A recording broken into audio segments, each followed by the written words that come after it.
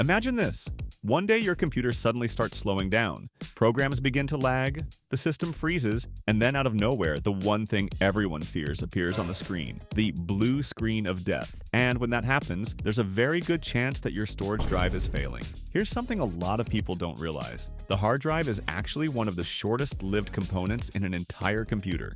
On average, most drives only run reliably for about 3 to 5 years, depending on how heavily they're used and how much data is constantly being written and read. After that, thousands of these drives get thrown away or sold off in the used market, especially on sites like eBay. And unlike many other PC components, a broken drive is extremely difficult to repair or recycle.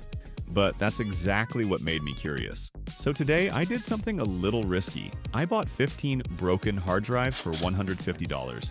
Now the big question is, are they really dead? Or do they still have a chance to come back to life? In this video, I'm going to try recovering, repairing, and reusing every single one of them. So how many of these drives can we actually save? Or did I just throw $150 straight into the trash? Let's find out. So for $150, I ended up with 10 NVMe EM.2 SSD and 5 SATA 3 SSD. Some of these drives even have 1 terabyte of storage, while a few others come in 500 gigabytes and 240 gigabyte capacities.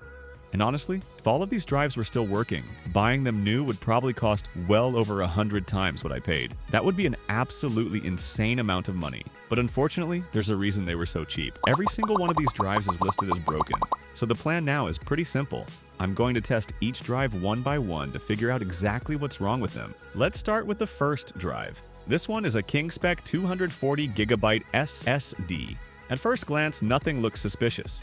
The connector pins are still intact, and there's no visible physical damage. Alright, let's plug it in and test it right away. Oh no. Immediately we get a blue screen, and the system reports that it can't find or access the files required to boot. That's not a great sign. So instead, I booted into Windows using another drive to see whether the system could still detect this SSD. And luckily, the drive does show up in Windows. Next, I opened Crystal Disk Info to check the drive's health. And this is where things get really strange. The health status shows 100%, and the total power on time is 1,936 hours, which is roughly 80 days of continuous operation. That's surprisingly low for a drive that's supposedly dead. So, to be absolutely sure, I decided to go one step further and install Windows directly onto the drive. The installation process went completely smoothly with no errors at all. After that, I tried copying and pasting a bunch of files to test the read and write speeds. And honestly, I couldn't believe it. The drive works perfectly fine. No errors, no slowdowns, nothing unusual at all. So it looks like we've already successfully recovered the first SSD. The second drive is a Samsung 870 EVO with 500 gigabytes of storage. To save time, I'm going to focus mostly on the actual condition of the drives rather than spending too long on each one. When I first tried booting from this SSD, the system immediately reported that it couldn't boot from the drive. So next, I connected it through a USB adapter to test it inside Windows. But once the system loaded, the drive wasn't detected at all. Even worse, it actually caused the computer to freeze and lag, which was extremely annoying. Then I tested the third drive, and interestingly, it's almost identical to the second one. Same model, same condition. It also couldn't boot, and Windows couldn't detect it either. But I do have a simple trick that sometimes brings these drives back to life. This method works specifically for SATA SSD. First, power off the PC, then connect only the power cable to the SSD. Don't plug in the data cable. After that, turn the system on and enter the BIOS, then just leave it there for about 30 minutes to an hour. During this time, because the SSD is receiving power but no data connection, it may run an internal recovery or self-repair process. After waiting, shut the system down, reconnect the data cable, and check whether the drive is recognized again. You can repeat this process up to 3 times. If it still doesn't work after that, the drive is probably beyond repair. So after waiting for about an hour, it's time to test them again. The first drive unfortunately still isn't looking good. I tried a few more times, but the system still couldn't properly detect it. Now let's try the second one. Oh wow, Windows finally detects the drive, so it looks like the trick actually worked. You can definitely try this method yourself if you run into a similar issue. However, the drive health now shows only about 50% remaining. Because of that, I wouldn't trust it for installing Windows or storing important data. Instead, I'll probably just use it as temporary storage, almost like a large USB drive. Next up is the fourth drive, another SSD from Samsung, but this time with a larger 1 terabyte capacity. After installing it and trying to boot, the system once again hit a blue screen. But fortunately, after restarting and letting the system reload, the issue seemed to resolve itself. Eventually, the drive was able to boot successfully into Windows.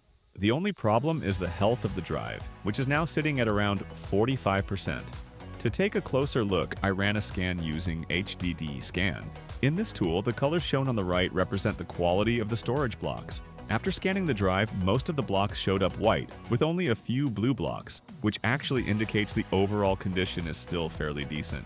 However, since the health level has already dropped significantly, the remaining lifespan of this drive will likely be limited. Now moving on to the fifth drive. Before it even booted into Windows, the system automatically ran a disk check and repair process. After that finished, the system booted perfectly fine, but when I checked the health status, it showed only 1% remaining. Surprisingly, the read and write performance still seems fairly normal, but with health this low, the drive is clearly on borrowed time, so I definitely wouldn't use it to store anything important. There's still a high risk that it could fail at any moment. Next, let's move on to the NVMe drives. Here I have 3 identical NVMe SSD, and all of them come with 1 TB of storage. To save time, I installed all 3 into the same test system so I could quickly check their condition. And luckily, all 3 drives were successfully detected by the system. After that, I used a disk monitoring tool to check their health status. The first drive shows about 49% health remaining. The second drive is basically completely worn out, and the third drive still has around 26% health left. To see if they were still usable, I tried copying a large batch of files onto each drive. Surprisingly, they were still able to complete the task without any major issues, so technically these drives are still functional. But because their health has already dropped so much, I definitely won't use them to install Windows or store any important data. Instead, I'll probably turn them into portable storage drives, almost like external data boxes, for temporary files or non-critical data. Next, I tested 4 more NVMe drives. After checking their health using monitoring software, I was actually quite surprised by the results. The first one is an ADATA 256GB SSD, and it shows about 73% health remaining. But despite that number, the drive is behaving a little suspiciously. This kind of behavior can sometimes indicate serious physical issues or surface-level problems like bad sectors, which means the drive could potentially fail completely at any time. Next up is an Asgard 500GB SSD with 59% health. In my opinion, this drive is still perfectly usable for normal read and write tasks. I tested it by copying a large file, and the transfer speed peaked at over 500 megabytes per second, which is actually quite decent. After that, I tested a Micron 1TB SSD. This one shows about 60% health, and during testing, the read and write performance looked completely normal. Finally, there's the XPG SSD, which shows 0% health remaining.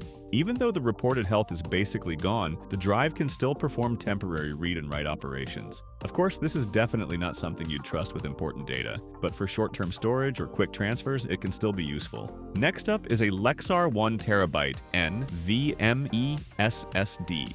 When I installed it and tried to start the system, I couldn't even enter the BIOS. The system would just hang during startup. This kind of behavior usually points to a firmware-related issue with the drive. There's actually a trick you can sometimes try in situations like this. The same power-only BIOS method I mentioned earlier. Basically, you leave the drive powered on while sitting in the BIOS for a while to see if it can reset or recover internally. So I left it there for about 30 minutes, hoping the drive might recover. But unfortunately, the results weren't very promising. So I moved on to the next drive, but unfortunately the situation looks very similar to the previous one. As soon as I plug it into the system, the computer completely freezes during startup, and the drive isn't detected at all. This usually happens when the SSD has a serious firmware or controller failure, which can cause the entire system to hang. I tried several different methods to recover it, reconnecting the drive, testing it on another system, and even leaving it powered on in the BIOS for a while. But unfortunately, none of those attempts made any difference. Now let's move on to the final drive.